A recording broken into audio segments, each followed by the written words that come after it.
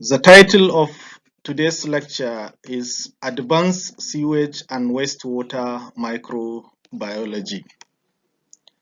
The purpose of this lecture is to enable students to be able to recall the basic point discussed during the normal classroom lectures by playing the video several times. Now, to start with, what is a waste? Generally, wastes are considered as unwanted byproducts that result from human activities, maybe industrial, domestic, and so on. So collectively, these unwanted materials that are generated daily are called waste, and they are generally classified into three different categories, just like the state of matter.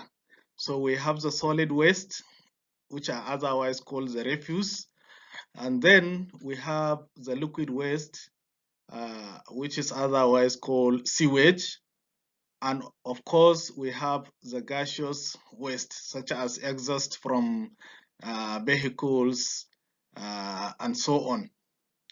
Now, as far as microbiologically is concerned, liquid waste is the most important as far as microbiologically is concerned because it is in the liquid waste that most pathogenic microorganisms are transmitted to humans. This liquid waste can be domestic sewage, it can be industrial sewage, or agricultural sewage. So generally, we can say sewage is a term that is used for liquid waste, which may contain urine, feces, pathogenic microorganisms, and so on. Now, the problem we have with sewage is that most microorganisms that are being discharged together with sewage through human daily activities, they end up finding themselves in water bodies. And when they get into the water bodies through bioaccumulation and so on, these pathogenic microorganisms are transmitted back to human beings, and they are responsible for a lot of diseases. So microorganisms in the sewage, when they contaminate drinking water, they lead to so many diseases. For example, we can have typhoid fever, cholera, other diarrheal diseases, poliomyelitis, viral hepatitis A, and so on, all of which are waterborne diseases. Therefore, sewage and wastewater treatment are very, very important. Now, waterborne diseases, which is the main concern for this course, are generally caused by bacteria, viruses, and parasites. These are the most common agent of waterborne diseases. The parasite may include protozoa, nematodes, trematode, cestode, and so on. So let's look at the examples of this group of pathogenic organisms that are responsible for sewage-borne or waterborne diseases. In this case, we want to look at the examples from each group, examples from bacteria, from viruses, and parasites. We'll try to look at the common organisms from each group and their way of transmission to human beings, and type of diseases they cause, and common symptoms associated with each of the diseases. Now,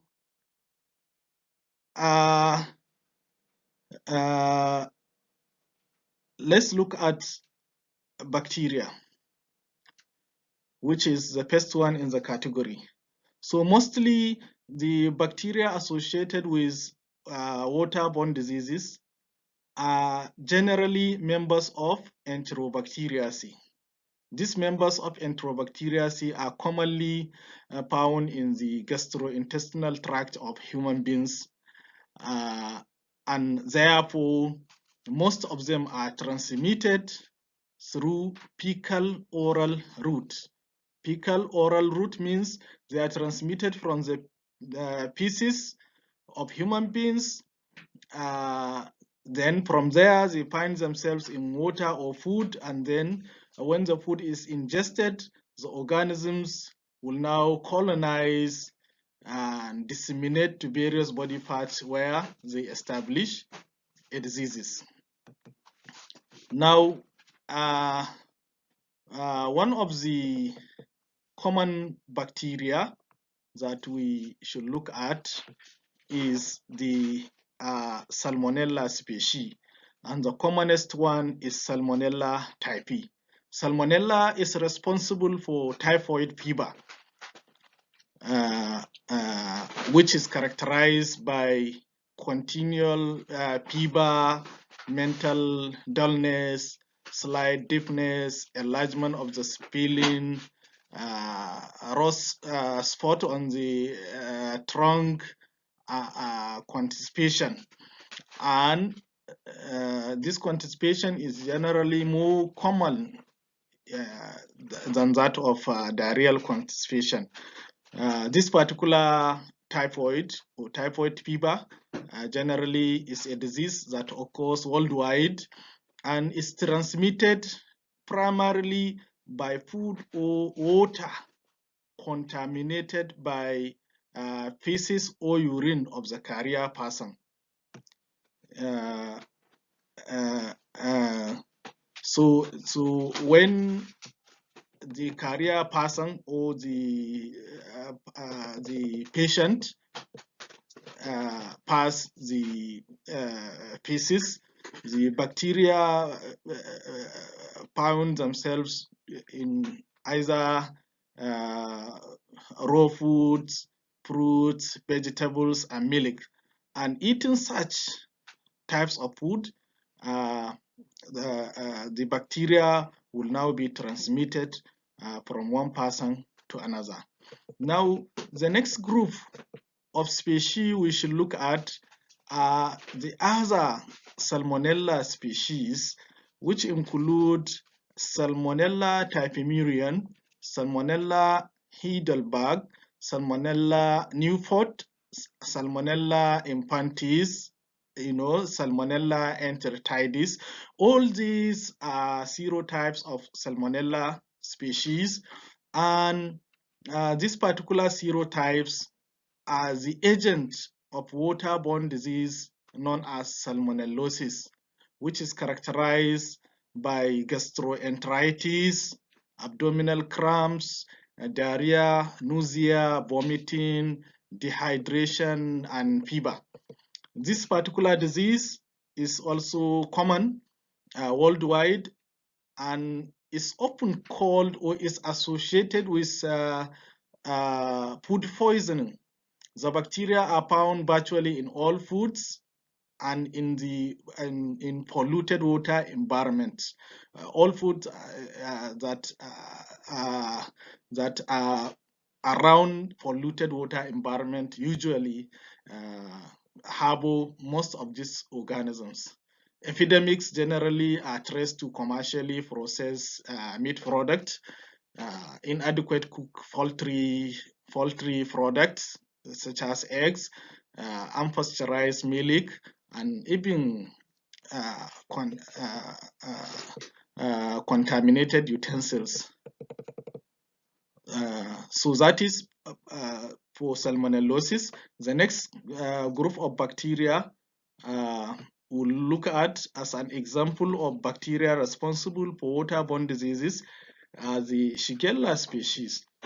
Shigella species are similar to the group of bacteria that causes dysentery-like symptoms, that is the salmonellosis.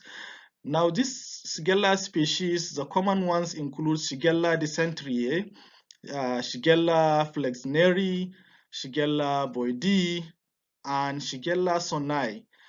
All these serotypes of Shigella are responsible for the disease, waterborne disease called shigellosis, which is also commonly referred to as bacillary dysentery. That is a dysentery caused by bacillus species, bacillary dysentery. It is a specific acute bacterial infection of the intestinal tract of man with many symptoms that vary from mild diarrhea to acute attacks. So it has the symptoms can vary from mild diarrhea to acute attacks, which involve diarrhea with high fever, accompanied by vomiting, profuse bloody stools, and so on. Now, this disease is also found worldwide and is transmitted by direct or indirect fecal oral routes in food and water. So you can see, as I said, bacterial diseases are generally transmitted through fecal oral route from contaminated food or water, from infected person passing through the feces to contaminated food or water, and finally ingested by the next person.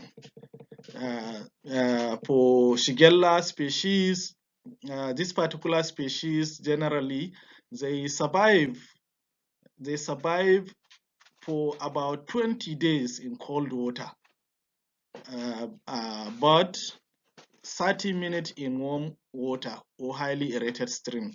These particular organisms generally they are facultative anaerobes, and therefore they require they don't require much oxygen. So if the stream is highly aerated, most of them die, and warm, most of them die within 30 minutes. However, in cold water environment, they can remain infectious in the water for about 20 days. So the next group of bacteria we will try to look at is the Escherichia coli species. Now, Escherichia coli generally have about 140 serotypes, which are responsible for food and waterborne diseases known as the enteropathogenic diarrhea. This particular diarrhea diseases occurs in two forms based on the clinical types of the bacteria. These serotypes are divided into two. We have those that are invasive, and we have those that produce toxins, which are the enterotoxic strains. So the disease symptoms of the disease also is divided into two based on this classification. The invasive strains, which do not produce toxins, they are themselves causing the diseases themselves. These invasive strains produce symptoms similar to shigellosis, which include diarrhea, fever, and abdominal cramps. While the enterotoxigenic strains, which are the strains that produce toxins, these ones produce symptoms similar to cholera, not similar to shigellosis. You know, just like cholera also produce enterotoxins. So these ones, the enterotoxin produced by these strains also produce similar symptoms to that of cholera, which include profuse watery diarrhea, abdominal cramps, uh, um, dehydration, and of course high fever. This particular disease also occur worldwide, and it is also transmitted in fecally contaminated food or water, and it can also be transmitted from mother to infant during delivery. In fact, research has shown that this disease is the most serious form of diarrhea in children under 5 years of age, particularly in newborns with and it has a mortality of about 40% because the pathogens is commonly found in hospital nurseries. So the next group of bacteria, which I think should be the last for bacteria, is Vibrio cholerae. Vibrio cholerae produce enterotoxin just like the enterotoxigenic E. coli. They produce enterotoxin, which is a toxin that acts on the gastrointestinal tract. Now, this enterotoxin produce lead to establishment of the disease known as cholera, with which the bacteria was named Vibrio cholerae, cholera causing bacteria. Now, this cholera is one of the most virulent when untreated, and probably is the most fatal of the waterborne diseases. It is a serious acute intestinal disease that is characterized by sudden onset of profuse watery stools, vomiting, rapid dehydration, subnormal body temperature, and circulatory even circulatory collapse. Now, generally, in cholera cases, deaths may occur within few hours of the onset. In untreated cases, the rate of fatality may even exceed 50%. The enterotoxin of cholera is transmitted almost exclusively by way of contaminated water. The bacterium survives for long periods, especially in seawater, but only short period in fresh water. I think this is a blessing for us because if the bacteria can survive for longer time in fresh water, then it's a great trouble. Now, this is the last bacterial species we should look at among the most common ones that are responsible for waterborne diseases. The next group is the viruses. Viruses generally are responsible for more diseases, both recognized and unrecognized, you know, in man than all other types of infectious agents combined together. So undoubtedly, many viral diseases can be transmitted in water, particularly the enteroviruses, such as the folioviruses, coxsackie viruses, and ecoviruses. There are, however, four most common and major waterborne viral diseases, which we'll try to look at in this particular lecture. These four common waterborne diseases are recognized worldwide. Now, the first one is the viral gastroenteritis.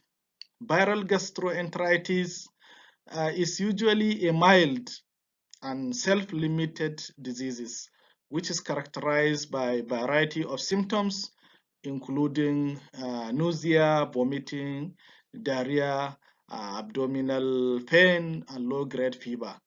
As the name implies, it is a disease that affects the gastrointestinal tract, leading to the inflammation of the gastrointestinal tract, dilation of the uh,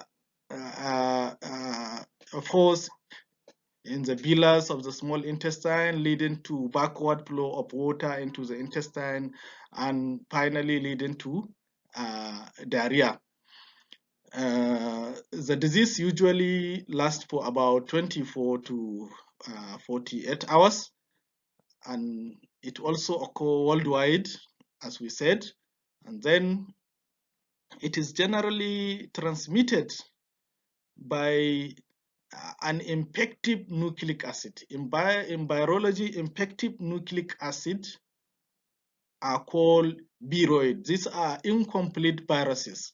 It's just a nucleic acid that is capable of interacting with host cells and eliciting diseases. So this type of disease is caused by one of such infective nucleic acid, viroid, which is about 27 nanometer in size, and it resembles a parvovirus-like, in its structure. Now, apart from viral enterogastritis, the next group we should look at is hepatitis, viral hepatitis, hepatitis A viral diseases. Viral hepatitis A is generally characterized by an abrupt onset of fever, headache, nausea, vomiting, and abdominal discomfort. So these particular diseases generally affect the liver. As the name implies, the virus causes inflammation of the liver, and it also affects the gastrointestinal tract, which leads to the vomiting, nausea, and so on. Initially, the viruses attack the liver, causing jaundice, and later other symptoms we mentioned will now appear. Just like the viral gastroenteritis, hepatitis A virus is also a very small virus with the size of about 27 nanometer. It is an enterovirus or parvovirus, which is transmitted through contaminated food or water. Now, the most problematic aspect of this particular virus is that it is highly resistant to chlorination, disinfectant, heating, and ultraviolet radiation. Therefore, if it is present in food, normal cooking process does not destroy the virus. And also, normal disinfection process does not destroy the virus. Therefore, the most important control measure is prevention, to prevent fecal contamination of food and water. That is one of the most important control measure. To some extent, vaccine is also used to sensitize the body against the disease. As we said, it is transmitted via contaminated food, water, or even person-to-person contact, because it is highly contagious. It can easily be transmitted from one person to another. Now, the next type of waterborne viral diseases we will try to look at is pharyngoconjunctival fever. Pharyngoconjunctival fever, as the name implies, is a viral disease involving the infection of the pharynx and the conjunctiva in the eyes. So it is generally an acute disease and self-limited diseases. That means it's not contagious like hepatitis A. It's not transferred between person to person contact, just like hepatitis A. And this disease is characterized by inflammation of the pharynx, pharyngitis, inflammation of the conjunctiva, conjunctivitis, and high fever, which usually goes on and off. Other secondary symptoms of these diseases may include diarrhea, nasopharyngeal discharge from the nasal region, and swelling of the tonsils and lymph nodes of the neck, and maybe one or both eyes will swell. Because it, as we said, it affects the conjunctiva also, so it causes swelling of the eyes. This disease is generally caused by a DNA virus, that is adenovirus. DNA viruses are called adenoviruses. So it is a disease that is caused by adenovirus, and this virus is transmitted by direct contact with water containing the virus. So that is the means of transmission through water containing the virus. However, unlike the hepatitis virus, this particular virus is susceptible to common chlorination practices, so it can easily be destroyed when water is treated. That is why treatment of waste, sewage, and water is very, very important, because it takes care of most of the microorganisms except the most resistant ones, such as the hepatitis A virus. Now, the next viral diseases we'll look at, which is also a waterborne disease, is the poliomyelitis. Poliomyelitis, as the name implies, infection of the myelin of the nervous system. Now, this disease, poliomyelitis is simply called polio or infantile paralysis. Paralysis, because it causes paralysis, it affects the nervous system. It's a disease of the nervous system. So this type of disease is an acute illness with severity that ranges from subclinical, that is mild symptoms, to up to paralysis.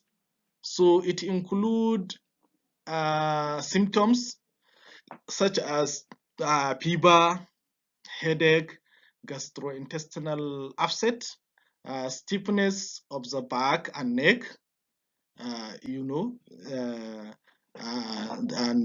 this because the virus destroy the nerve cells, leading to paralysis and all these symptoms. The site of the paralysis, if it occurs, usually depends on the location of the nerve involved. So it depends on which nerve the virus attacks.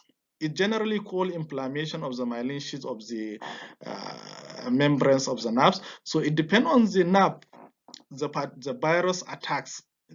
Each nerve control the activity of one side or organ or the other. So the paralysis depends on the type of the nerve that is involved. It depends, that is, the paralysis can occur in various parts of the body. This polio is found worldwide, but large scale of the epidemics are now limited to developing countries, because most of the developed countries have already did the vaccination against the viruses, so the viruses are less commonly found there. So most of the cases are now found in developing countries such as Nigeria and other countries. The disease is caused by polioviruses, as we said, which belongs to enterovirus group, viruses affecting the gastrointestinal tract, which also include, as we mentioned earlier, Coxsackie viruses and ecoviruses. All these viruses inhabit the human alimentary tract.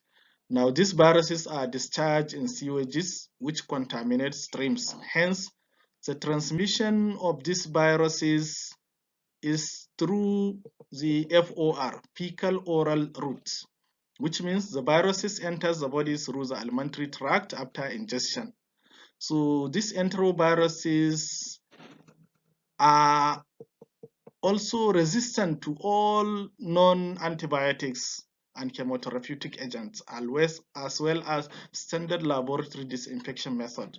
So it's just like similar to the hepatitis A. These ones, even the antibiotics, they are resistant to antibiotics and disinfectant. So in fact, they are generally resistant to the standard method used for sewage treatment. Hence, prevention is the best way to avoid this type of diseases. Prevention in form of vaccination, and so on. Now, having said much about viruses, let us now look at the next agent that are responsible for waterborne diseases, which are parasites, as we mentioned. Now, parasites, which we mentioned, generally there are about 4 categories of parasites that are significantly infectious agents of waterborne diseases in man. Now, these groups include the protozoan parasites. Protozoan parasites are single-cell animal-like organisms. That is why they are called the zoans. Zoans, protozoans. They are single-cell unicellular organisms belonging to the phylum Protozoa. Then we have the nematodes. These ones are multicellular roundworms belonging to the phylum Nemathelminths or phylum Nematoda. Then we have the next category, which are the trematodes. Trematodes are generally referred to as the fluke worms or the flatworms, and they belong to the phylum Platyhelminthes. We have cestodes. These ones also belong to the same phylum as the flatworms. However, their appearance, these ones, they appear as tape-like. Their shape appear just similar to that of tape, and they are commonly referred to as the tapeworms. So they also belong to the phylum Platyhelminthes, which are all flatworms. Now let's quickly look at some of the examples of parasites belonging to these 4 categories. The first one we'll try to look at is the protozoans. Now, most of the protozoans, most of them causes dysentery-like diseases. You see, even the bacterial viral disease, most of them are dysentery-like diseases, except polio, but most of them have causes dysentery-like symptoms. And the pest group of these protozoans, which is very common, is Entamoeba histolytica. Entamoeba histolytica causes a dysentery-like diseases, which is called amoebiasis or amoebic dysentery. This particular disease is transmitted by drinking contaminated water containing the cyst from the feces of infected individual. So generally, this particular parasite are transmitted from human to human via the cyst. Cyst of the parasite are passed together with feces, and then when the feces contaminate water or food, and then become ingested by the next person, the diseases result. So symptoms of amoebiasis vary from mild abdominal discomfort with diarrhea to acute bloody diarrhea with high fever. And generally is less fatal. This particular disease is less fatal. It's rarely fatal, and is easily treated using common diarrheal drugs such as the metronidazole, praziquantel, and so on. Now the next protozoa we will look at is Balantidium coli. Balantidium coli also cause dysentery type of diseases, which is called balantidiasis or balantidial dysentery. We said most of these protozoa causes dysentery-like diseases, and the mode of transmission is similar from feces of infected person through water or food, and then which is being ingested by another person, and then the disease result. So symptoms of this particular diseases include diarrhea, sometimes bloody diarrhea similar to amoebiasis, abdominal cramps, nausea, and vomiting. So these are the symptoms of the diseases. And just like the amoebiasis, this particular parasite is susceptible to those types of drugs such as metronidazole and praziquantel. Now, the next type of protozoa we'll try to look at is the Giardia lamblia.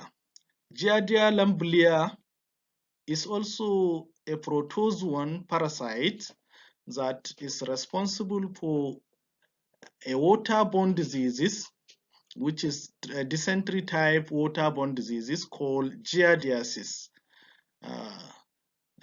This giardiasis is an infection of the small intestine, which is transmitted also through ingestion of the cyst in contaminated water bodies, cyst of the parasite. Now, the symptoms of these diseases, being a dysentery type, is chronic diarrhea. Chronic diarrhea, which is often pale in color, greasy, and then it also produces abdominal cramps,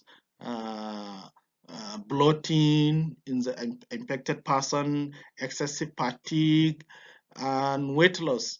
As we said, it's a chronic disease. That means it can stay for a long period of time in the infected person if it is not treated. Now, the next group we'll try to look at, which I just combine them, is the Naegleria fowleri and Acanthamoeba species. These particular groups, I combine them together because they cause a common diseases, neurological diseases, which is called amoebic meningoencephalitis. That is an amoebic diseases which involve the inflammation of the meninges and the brain. Now, this disease is transmitted through invasion of the nasopharyngeal area by the tropozoid stage of the parasite from contaminated swimming pool. So you see, this particular disease has a different way of transmission from it's not fecal oral route. However, it is also transmitted through water. The parasites in water, in contaminated swimming pools, when infected person is swimming in the pool, the parasites are discharged, and then if another person comes, the parasites will now, once they get into contact with the nasopharyngeal area, they just they stick together. Finally, they get entry, leading to the diseases. So that is why swimming pools should be chlorinated, disinfected at all times because of some of these diseases.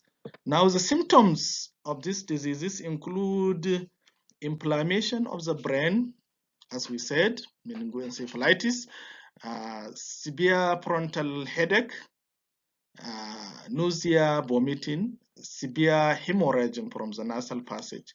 You know, the parasite enters through the nasal passage. So as it enters through the nasal passage, it causes a lot of damage leading to hemorrhage. You will see blood coming out.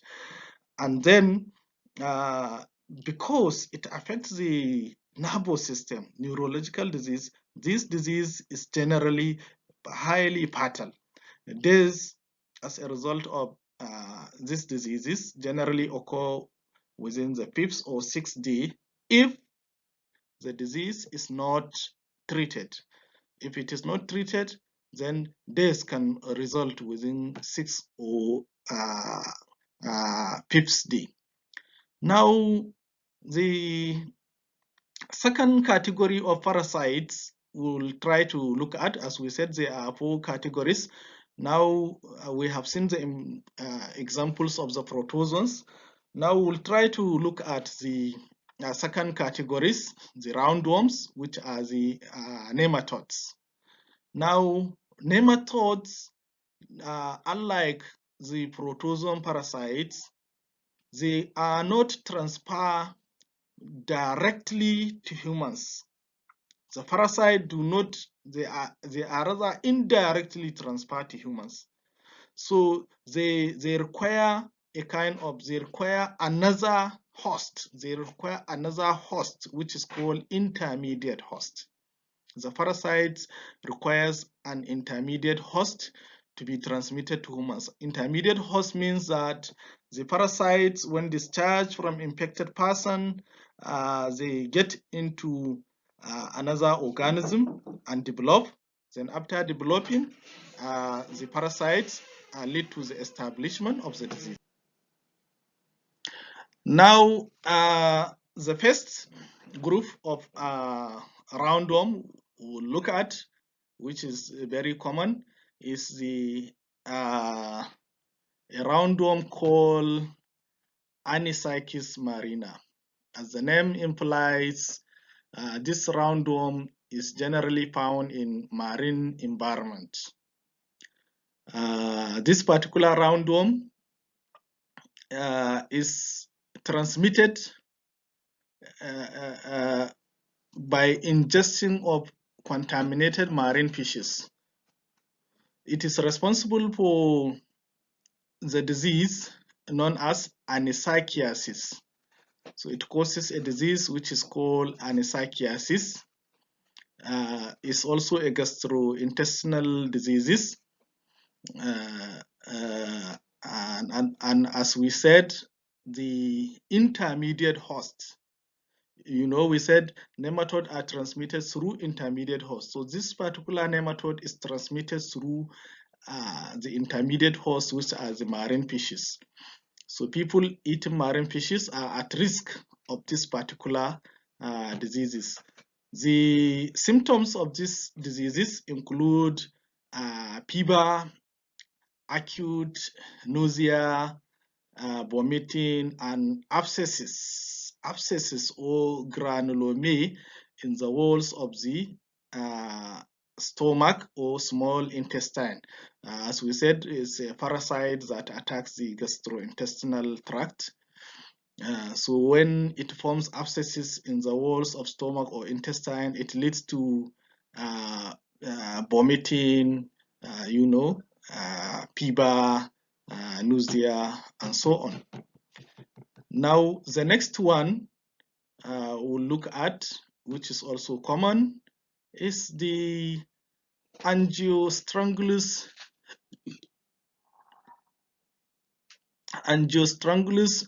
cantonensis. Angiostrangulus cantonensis. Angiostrangulus cantonensis is a parasite that is commonly referred to as the rat lungworm. Because it is generally found in rats, and therefore the intermediate host for this particular parasite is rats. It is responsible for a disease known as angiostrongyliosis, just as from the name of the parasite. Most of these parasites, their diseases are named after the name of the parasite. Angiostrongyliosis. This is a disease of the central nervous system, which is characterized by severe headache, stiffness of the neck and back, temporary facial paralysis, and low-grade fever. The only lucky part for this particular disease is that it is really fatal. It doesn't kill, but it leads to those symptoms. Now, Angiostrongylus adult, as we said, they are found in the lungs of rats, which serve as their primary host. And then the larvae of this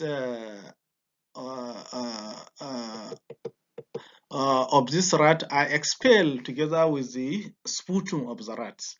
And when these larvae find their way into water bodies and ingested by any of the marine organisms,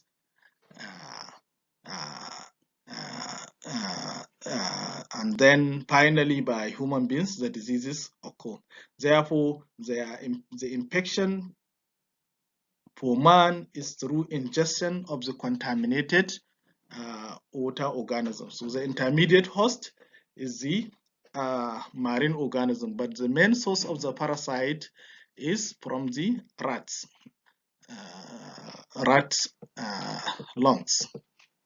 Now, the next group of nematode, which is also very common, is the Dracunculus medinensis. Dracunculus medinensis meaning little dragon of Medina. Dracunculus means little dragon. Medinensis from Medina. So little dragon from Medina. It is also commonly referred to as guinea worm. This particular parasite is very common. It is responsible for the disease known as dracunculiasis or elephantiasis. The disease is called elephantiasis because it produces symptoms in patients in which you'll see one of the legs or both affected legs swell and accumulate a lot of tissues growing into like elephants. And that is why the disease is named elephantiasis. Now, the intermediate host for Dracunculus medinensis or guinea worm is the freshwater crustacea, commonly the cyclops. So the cyclops are the intermediate host from which the humans get infected. Therefore, transmission of these particular diseases is through drinking water containing the contaminated cyclops, the cyclops that contain the parasite. In the cyclops, the egg-bearing female migrate to the subcutaneous tissues and subsequently to the skin, where ulcerated lesions occur in the infected person. And then during contact with water, when the infected person become in contact with water, the lesions, the lesions of the infected person discharge the larvae. The larvae are expelled by the lesions of the infected person, where they get ingested by the crustacean, where they develop uh, into adult worm, and then when the crustacea is ingested by humans, the cycle repeat itself. They will grow and produce eggs, and then the eggs will now hatch into larvae, which will produce lesions. Then from the lesions, the larvae become discharged in water. Now, the uh, therefore the symptoms of dracunculiasis include uh, skin lesions, which are primarily found on the legs or arms, then together with burning and itching in the area of the lesions, and frequently fever, nausea, vomiting, and diarrhea. They also elicit this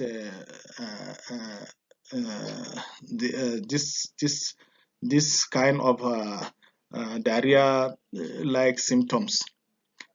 In some cases, when the worms are being removed, because you'll see the worms once in contact with the water, you'll see the worm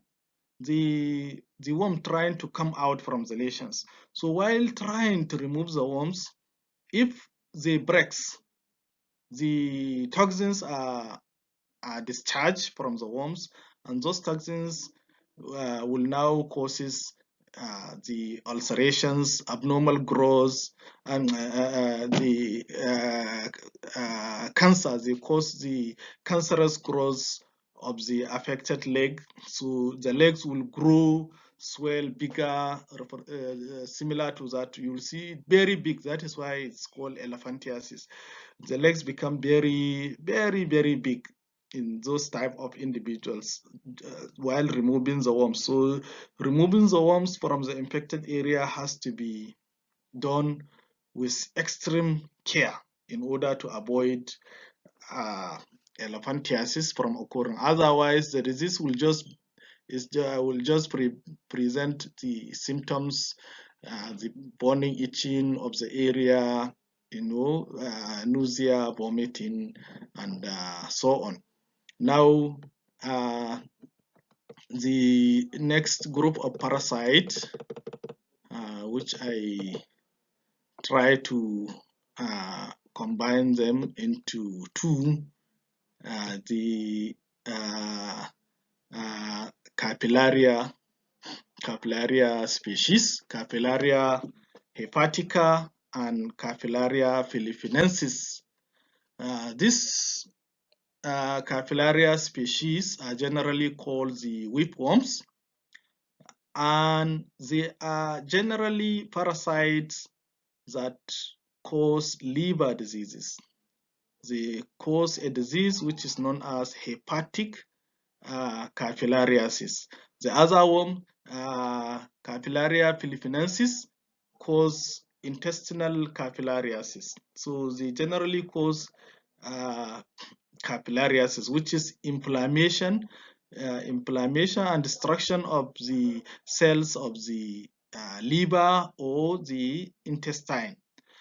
Now, In the case of these worms, the adult whipworms they are found in rats. They produce eggs. When they produce eggs, the eggs remain dormant within the body of the rat. The main source of these worms are rats. So adult worms in the rat produce eggs, and then the eggs will remain dormant. They will remain dormant in the rat body until when the rat died. So when the rat died, when the rat dies and decompose, the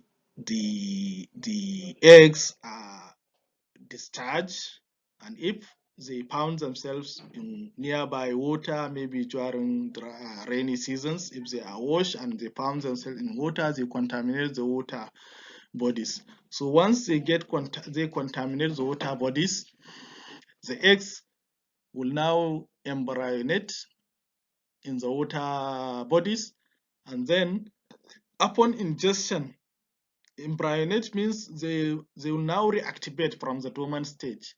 So upon ingestion by humans, the eggs will now hatch into larvae, which will develop in the intestine.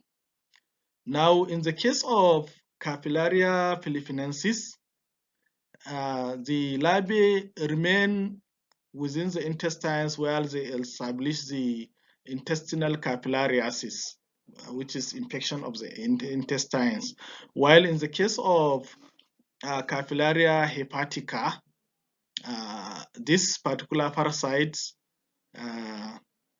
has affinity to liver tissues. So it travels by way of circulatory system together with food substances transported to liver via the hepatic portal vein.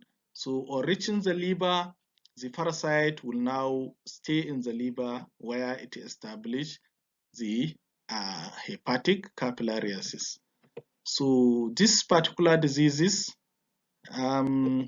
is generally now the next group of parasites we need to talk about are the cestodes.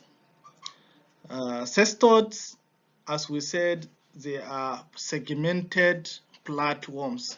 They are flatworms that have various segments in their body.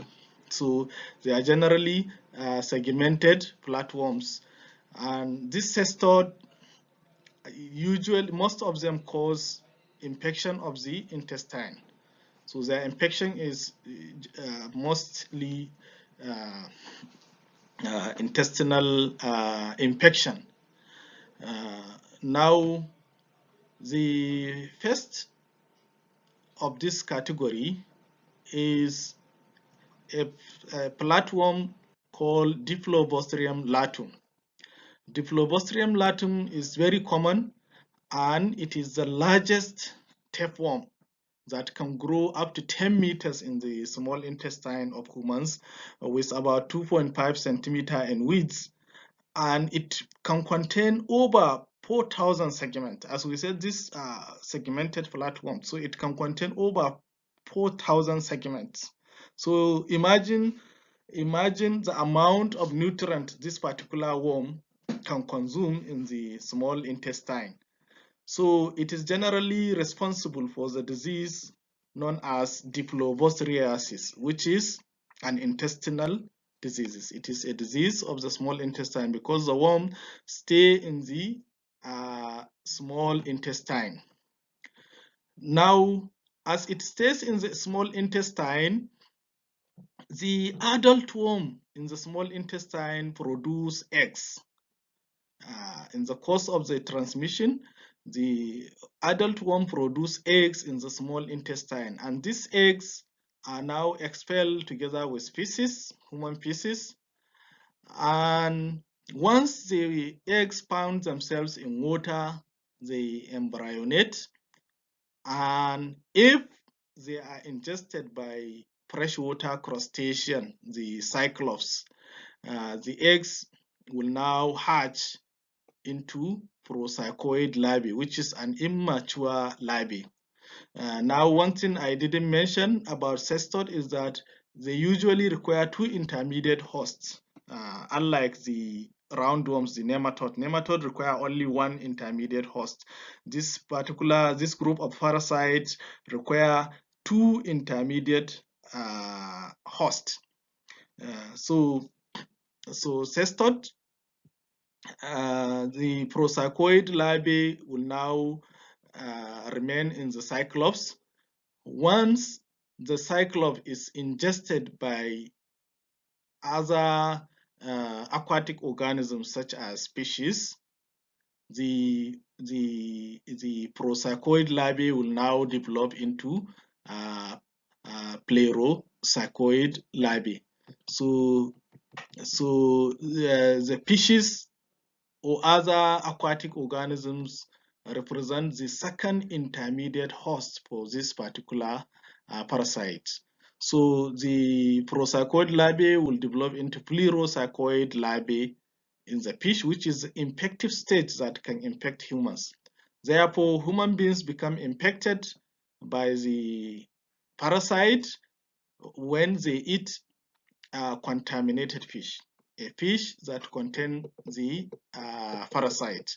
Once ingested by man, then the parasite will get into the small intestine, and when they get into the small intestine, the pleurocycoid larvae will now develop into an adult worm that will continue to grow in the small intestine, consuming a lot of nutrients, and therefore resulting in several symptoms such as abdominal discomfort, weight loss, because it consumes a lot of nutrient, making the person to have a kind of starvation in the midst of plenty. You are eating a lot, and the nutrients that has been digested, that is ready to be utilized by the body, will now be used by the parasite instead of the body, and therefore the person will experience weight loss, loss of appetite, and sometimes even anemia, shortage of red blood cells, because red blood cells requires nutrients. So if there are low nutrient in the body, anemia will result, and also neurological problems can be observed if in heavily infected individuals. It can lead to neurological problems. You know, brain is most affected by the shortage of nutrients. So once there is shortage of nutrients, neurological problems can occur in the infected person. Now the next parasite we'll talk on the Echinococcus species, Echinococcus granulosis and Echinococcus multilocularis. This type of worms, I combine them because they cause a common diseases, and this type of worms are very short in length compared to the Diphyllobothrium latum. They have very short length, usually less than 6 millimeter in the body. So they are the shortest. They are considered the shortest tapeworms. They commonly cause a disease condition known as hydatidosis or hydatid cyst. Now, in the course of the transmission, the eggs from infected person, when they get into they contaminate food, they contaminate water or vegetables watered by the polluted water. So when they contaminate either food or water, they become ingested by man. When they become ingested by man, then the eggs will now hatch into larvae. When they hatch into larvae, because of their small size of the body, They have small body size. These particular worms can move freely within the circulatory system and spread to various parts of the body where they produce cysts. They attacking various body parts. Therefore, they produce lots of cysts in the body first, especially in the liver, in the lungs, and less commonly in the kidneys, heart, bone, central nervous system, thyroid, etc. So, in fact, no body part is exempted. No body part is exempted from uh, uh, hydatidosis. No body part is exempted. Therefore, the symptoms of hydatidosis depend on the location of the cyst in the body. So we may have a situation whereby the symptoms are not even seen, non-existent system, and we can also have a case in which the disease leads to death. It can be fatal in the case where it affects important organs such as the heart, the brain, and so on. So now.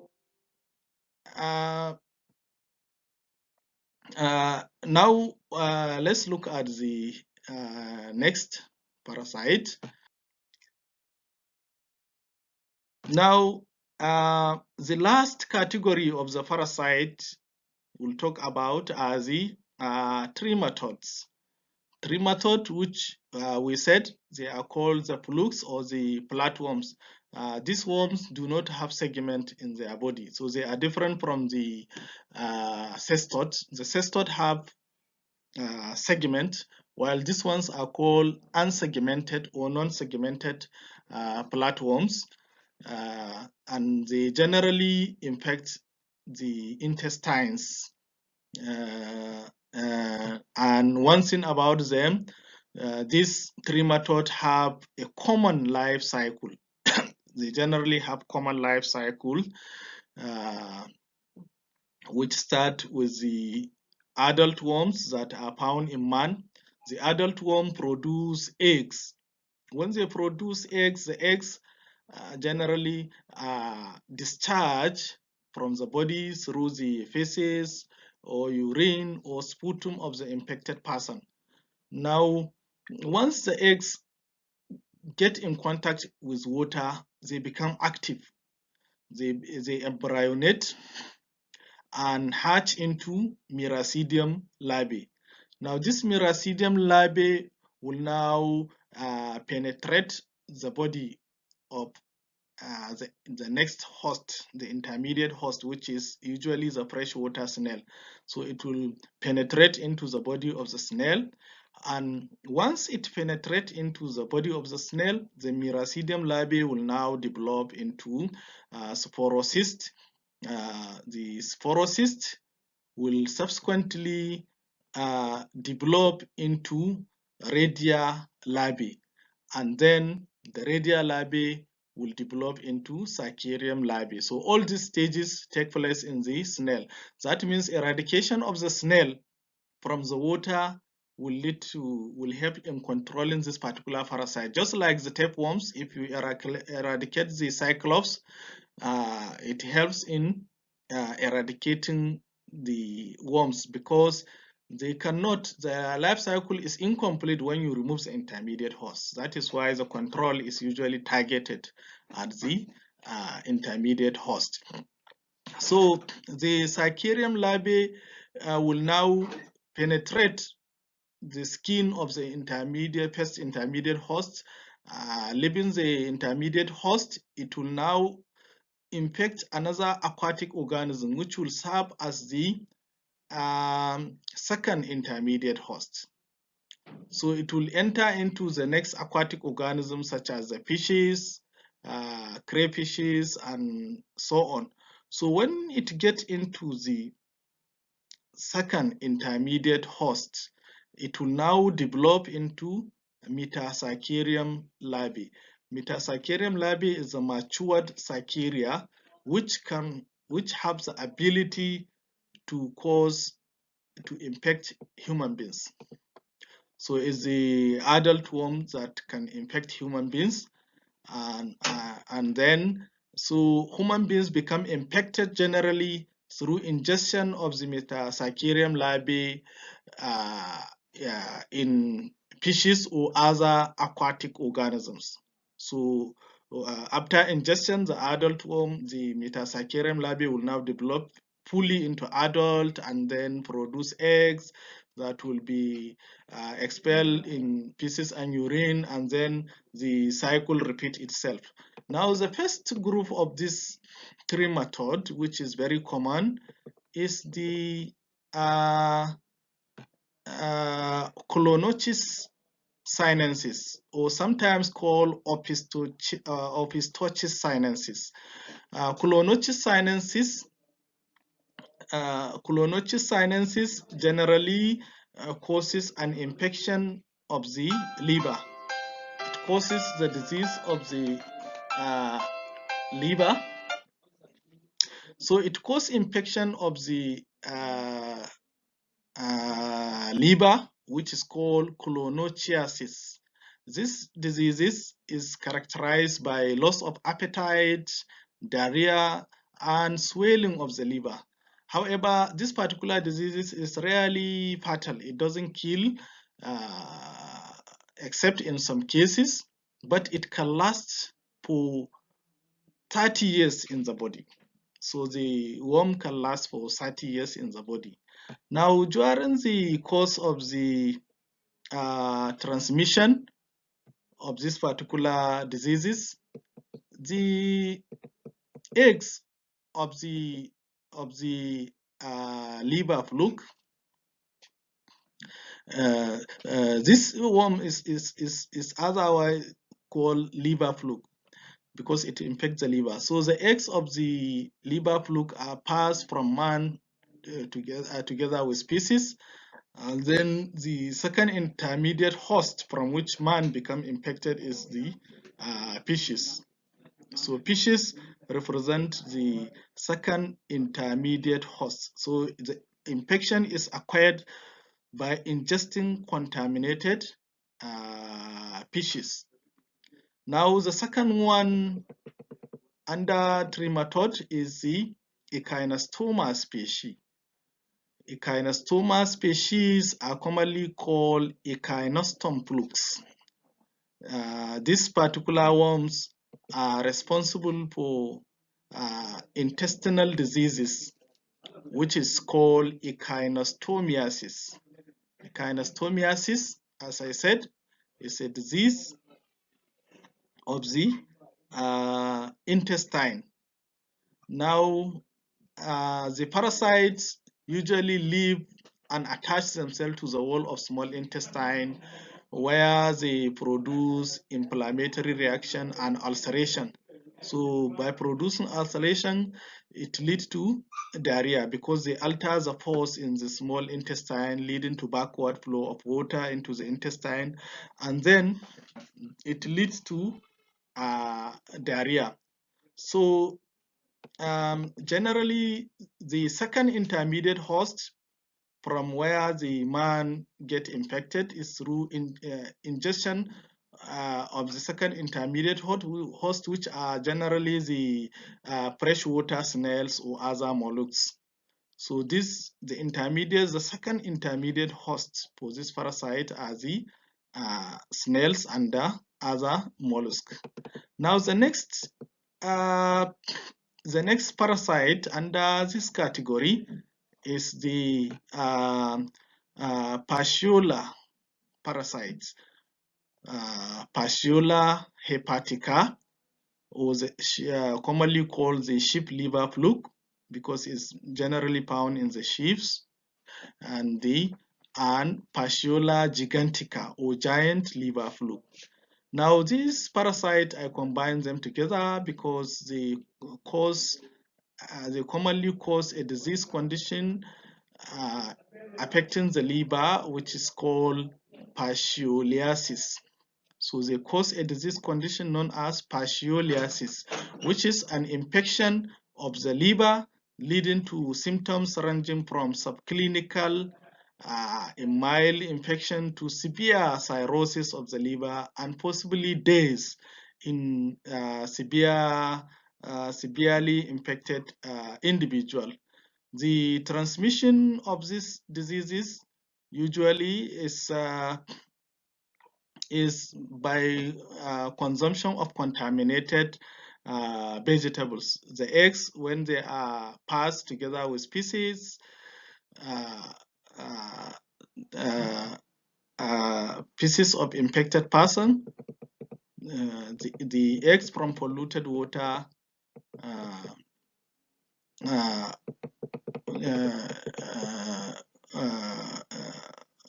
when they are passed together with feces, they penetrate into the snail, which is the primary host, and then develop into miracidia, and then the miracidia will now go through the sporocyst stage to the radial stages, and then it will be elaborated as the Sarkaria. You know, we said they have to reach into the Sarkaria stage before they can infect human beings. Now, this Sarkaria will insist they become into cyst, which usually during watering of vegetations, these cysts are deposited, become attached to the vegetation, and when the vegetables are ingested by man, the man develops the diseases because the worms will now grow in the body of the man, and it will lead to the development of the diseases. Now, the next group in this category of parasites are the Paragonymous species. The most common ones are three.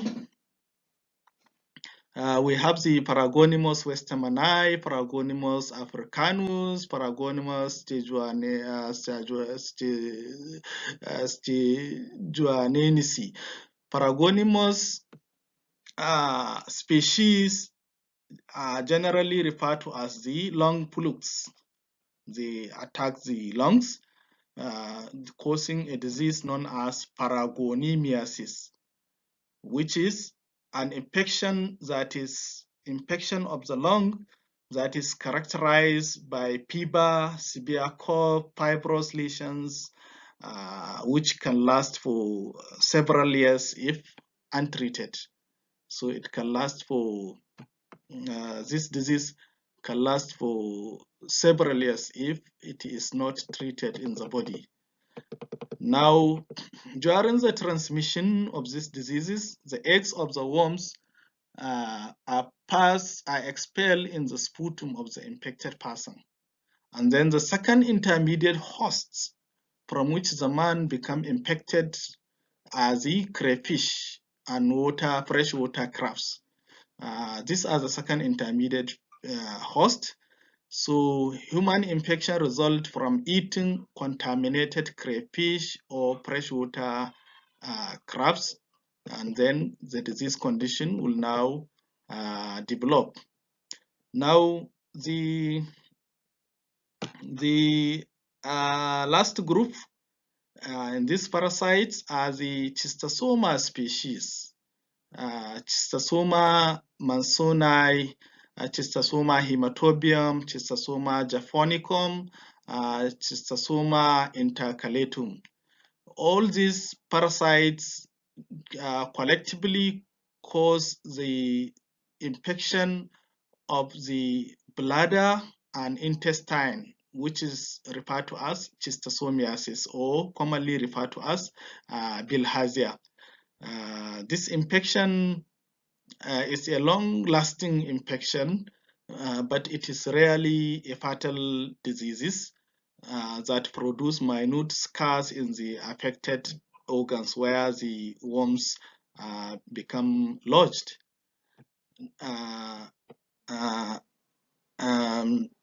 In the case of in the case of Schistosoma mansoni, Schistosoma japonicum, and Schistosoma intercalatum. These worms are responsible for the intestinal diseases producing the clinical symptoms, whereas the Schistosoma hematobium result in the urinary tract infection. It produces eggs, which affects the bladder, leading to blood trickling from the urethra, which can be noticed after urination. Now, this particular infection is usually acquired through physical contact with water containing the Saccharium larvae.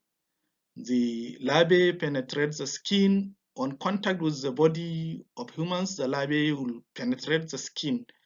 So this Metasaccharium larvae, it penetrates the skin of healthy person, and then when it penetrates the skin, it gets into either the intestine or the bladder, where they lay eggs. They produce eggs. Now these eggs are passed together with feces and urine, which will finally find themselves back to water bodies, where they develop into Saccharium larvae that can infect another person again. So in short, these are the common waterborne diseases that are caused by bacteria, viruses, and parasites in man. And this ends the first part of this particular course. In the second part, we'll try to look at the treatment process, sewage treatment, wastewater and sewage treatment process to take care of most of these important pathogenic organisms. Thank you. I wish you good luck.